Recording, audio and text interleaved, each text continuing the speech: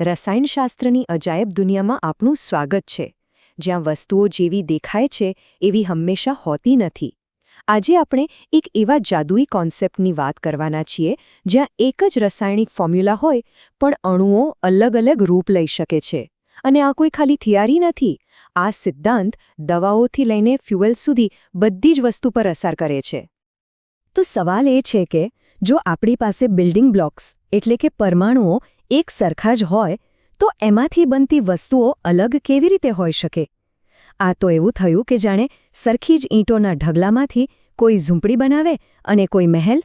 તો ચાલો જોઈએ કે કેમિસ્ટ્રીમાં આ કમાલ કેવી રીતે થાય છે.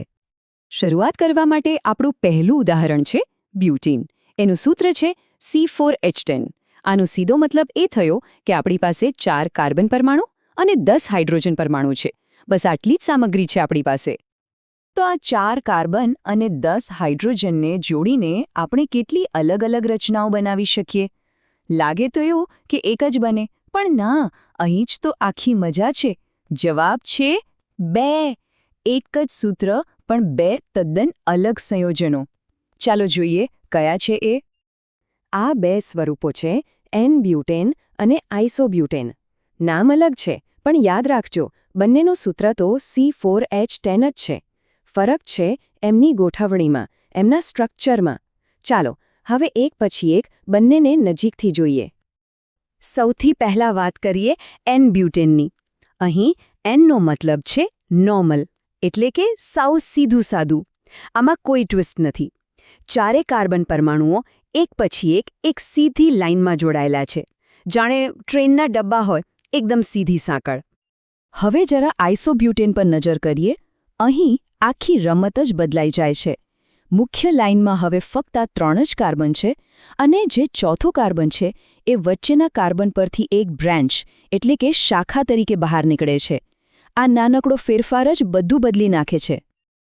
આ સ્લાઇડ પર જે લખ્યું છે ને એ આખી વાતનો સાર છે. જાણે કે સરનામું અને દેખાવ અલગ અલગ હોય, પણ ઘર બનાવવામાં વપરાયેલી ઈંટોની સંખ્યા બરાબર સરખી હોય. વપરાયેલી સામગ્રી એ જ, પણ અંતિમ પરિણામ સાવ જુદું. બસ આ જ છે સમઘટકતા. તો હવે આને આપણે વૈજ્ઞાનિક ભાષામાં સમજીએ. બંધારણીય સમઘટકો એટલે એવા સંયોજનો જેમનું આણ્વીય સૂત્ર તો એક જ હોય, પણ પરમાણુઓની ગોઠવણી એટલે કે એમનું બંધારણ અલગ અલગ હોય. અને આ અલગ બંધારણને કારણે જ એમના ગુણધર્મો પણ બદલાઈ જાય છે. હવે જ્યારે આપણે આ સિદ્ધાંત સમજી ગયા છીએ તો ચાલો આને એક મોટા અણુ પર લાગુ કરી જોઈએ. ચાલો હવે આ રમતને એક સ્ટેપ આગળ લઈ જઈએ. આપણું નવું ઉદાહરણ છે પેન્ટેન, જેનું સૂત્ર છે C5H12. એટલે કે હવે આપણી પાસે 5 કાર્બન અને 12 હાઇડ્રોજનના બિલ્ડિંગ બ્લોક્સ છે. તો વિચારો, ફક્ત એક કાર્બન વધારવાથી કેટલી વધુ શક્યતાઓ ખુલી જાય છે. બ્યુટેનમાં આપણી પાસે 2 વિકલ્પો હતા.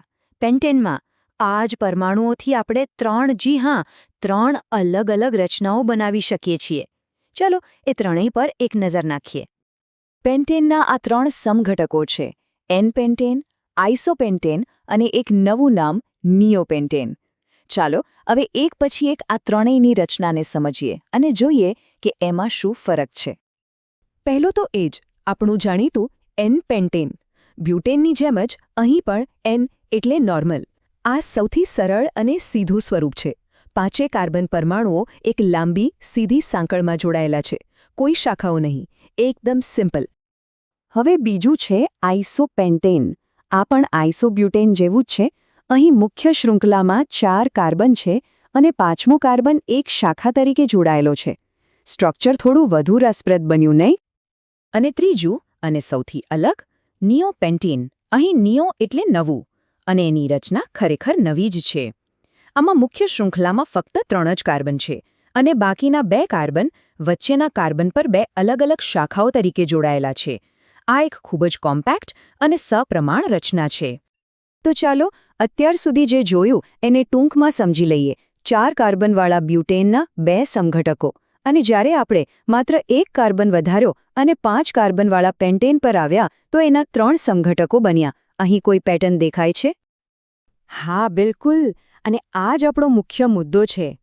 જેમ જેમ અણુમાં કાર્બન પરમાણુઓની સંખ્યા વધતી જાય છે એમ એ પરમાણુઓને અલગ અલગ રીતે ગોઠવવાની શક્યતાઓ પણ ખૂબ જ ઝડપથી વધતી જાય છે. પરિણામે સમઘટકોની સંખ્યા પણ વધતી જ જાય છે. તો અંતે બસ એક વિચાર સાથે આ વાત પૂરી કરીએ.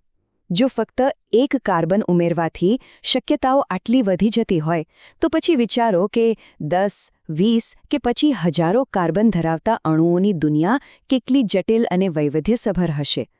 પ્રોટીનથી લઈને ડીએનએ સુધી જીવનનો આખો ખેલ આ જ સિદ્ધાંત પર તો ચાલે છે. કાર્બનિક રસાયણશાસ્ત્રની આ જ તો સુંદરતા છે જે અનંત વિવિધતાને જન્મ આપે છે.